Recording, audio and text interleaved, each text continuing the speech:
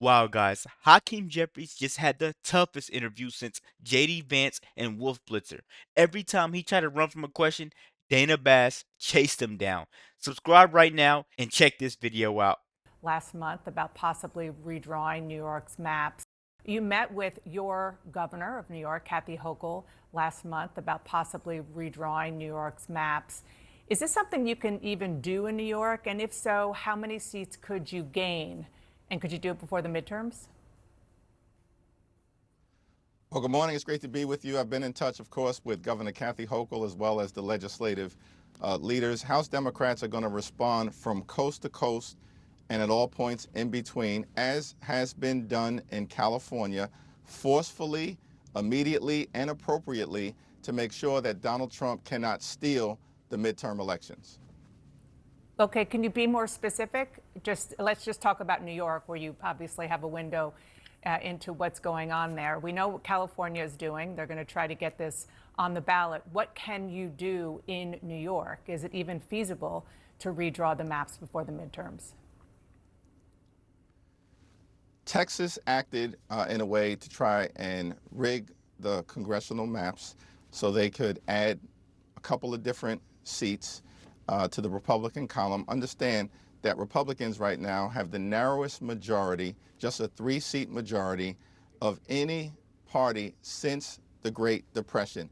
And they have no track record of accomplishment to be able to successfully run on, which is why they are running scared. California responded forcefully thanks to the leadership of the governor, the legislative leaders, the members of the California congressional delegation led by Zoe Lofgren and Pete Aguilar, and we will continue to respond when necessary across the country. Right now, this has happened in Texas. California has responded. Let's see what comes next. So is there not a plan yet in New York? So like the video right now, guys.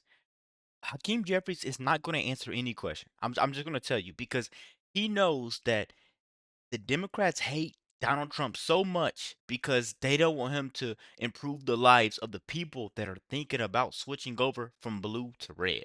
The lie from the truth. That's what they're worried about, and that's why he doesn't want to answer the question. Let's keep going.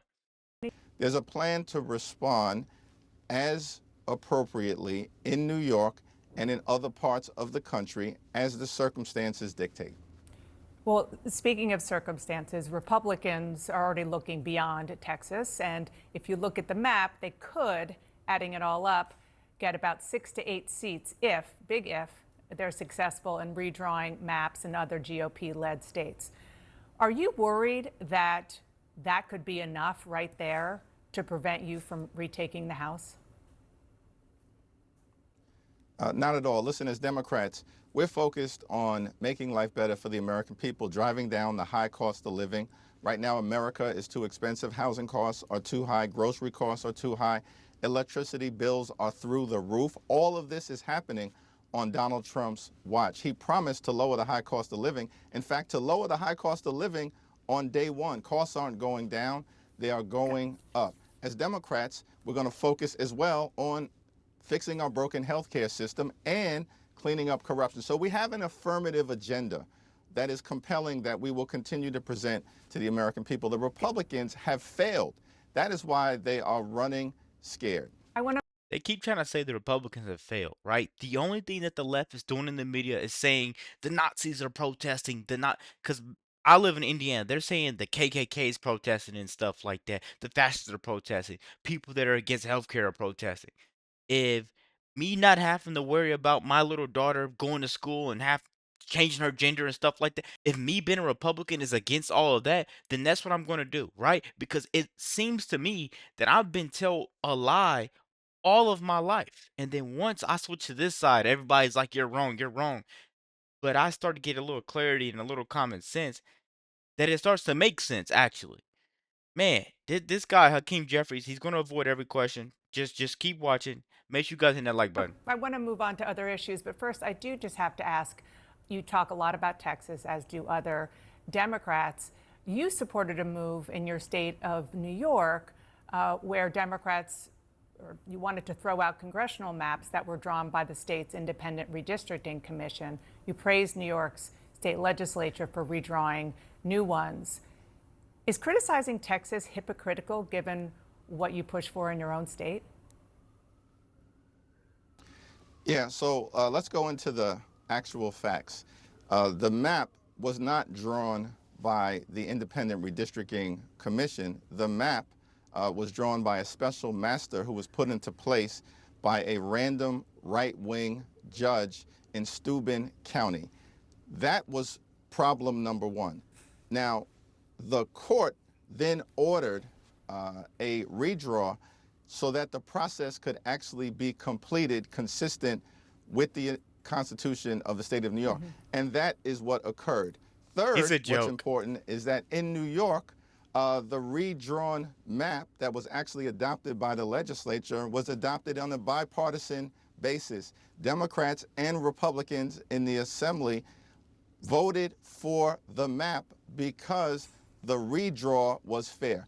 That's not what's happening in Texas. In Texas, this is a racial, partisan gerrymander ordered by Donald Trump as Something that they did for years. Listen really quick, guys. I'm done pausing the video.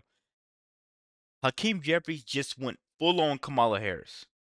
Never go full on Kamala Harris. part of an effort to rig the midterm elections. And we're not going to let it happen. And at the end of the day, we were 24 seats down during Donald Trump's first midterm election in 2018.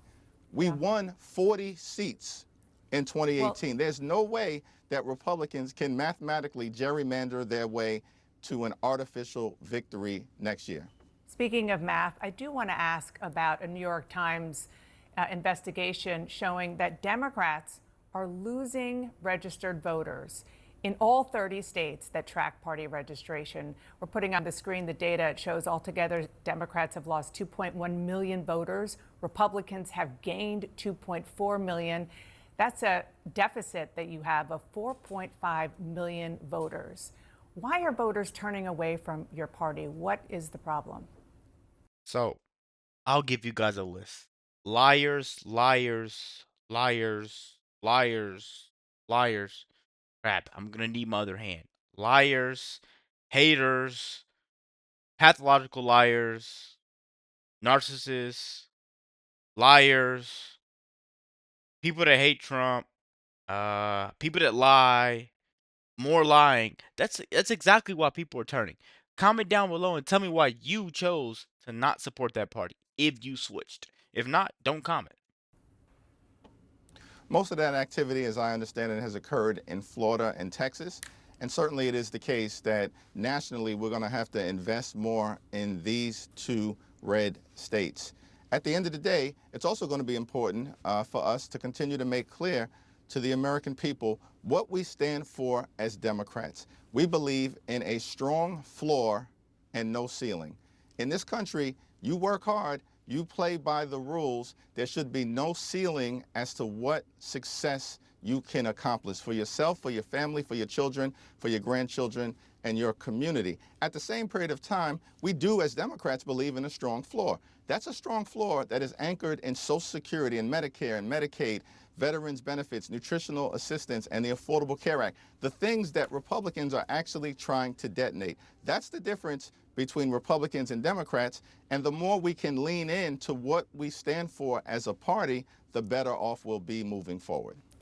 There is a new reporting this morning that President Trump has a detailed plan. It's been in the works for weeks, apparently, to send National Guard troops into Chicago. What is your plan as the Democratic leader in the House to fight that? Nothing.